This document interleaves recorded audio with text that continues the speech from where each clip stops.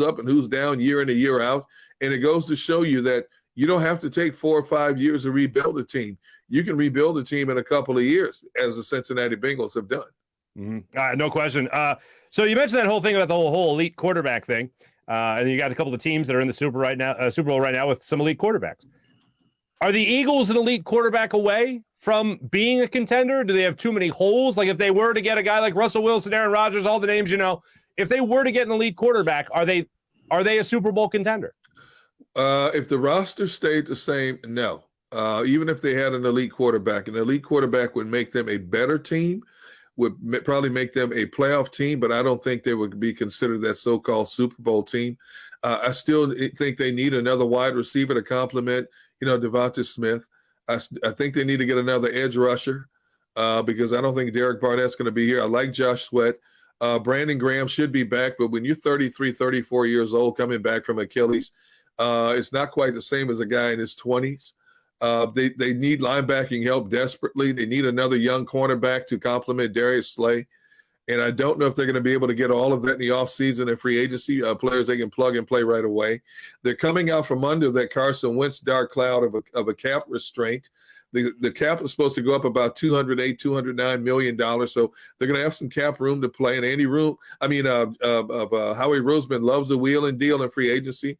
I think he's going to get a couple of pieces that he wants.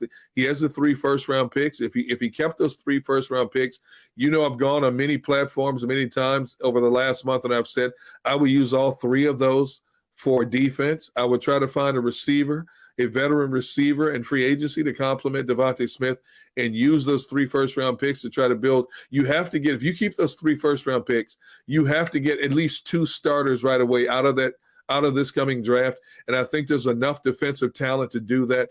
And so I would hone in on the defense. You look at what the Dallas Cowboys did last year in the draft. They used their first 6 picks for defense. Now, Dallas's defense wasn't a so-called shutdown defense, but it was a much better defense compared to what it was in 2020. So I do believe the Eagles, with the right strategic moves in the offseason and in free agency in the draft, can make this a better team if Howie Roseman plays his cards right.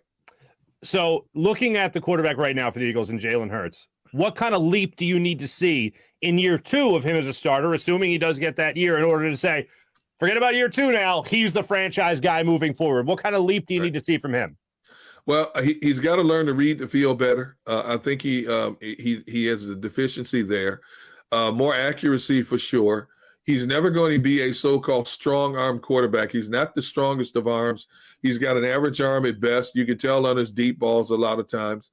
But I just think his ability to read the field a little bit better is first and foremost should be his priority.